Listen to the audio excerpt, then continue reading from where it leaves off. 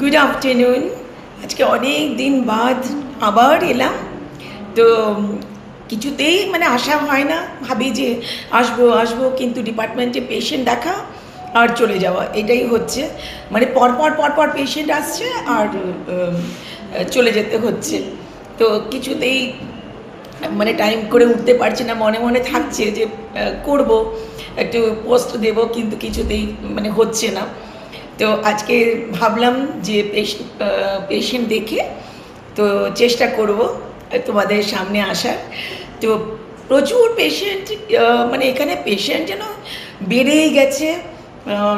ICU টাইসিইউ সব হয়েছে, যার জন্য পেশেন্টের ফ্লোটাও অনেক বেশি হয়ে গেছে।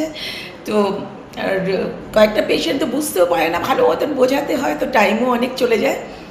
তো এইভাবেই চলছে ডিপার্টমেন্টে, খুব আনন্দ করে। আর সব স্টাফেরা এত ভালো, আর মেয়েটা যে এসছে এখন, ও কত ভালো। তো আমি ওকে দিচ্ছি, ও একটুখানি কথা বলুক। ম্যামের সাথে থাকতে আমারও খুব ভালো লাগে। এখন তো আমরা যখন আসি পেশেন্ট ফ্লোটা অনেক কম থাকে, কিন্তু ম্যাম যখন আসে তখন পেশেন্ট ফ্লোটা অনেকটা বেড়ে যায়। এখন সবাই জানে যে ম্যামের টাইমিংটা কখন আসে, তো এখন সব পেশেন্টরা ম্যামের সাথেই ঢোকে, একসাথে এন্ট্রি নেয়। আর ম্যামের সাথে কাজ করতে আমার তো খুবই ভালো লাগে। ম্যাম যখন চলে যাবো এখান থেকে ইন্টার্নশিপ শেষে, তখন আমার খুব মনে হবে ম্যামের কথা।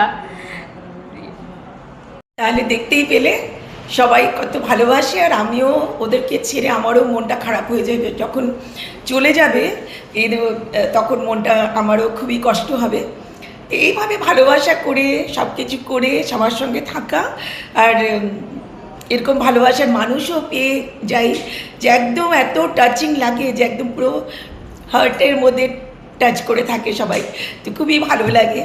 তো সেরমই আমার ফেসবুক ফ্রেন্ডসরাও আছে, সবাই লাইক করে, কমেন্ট করে, তো খুবই ভালো লাগে।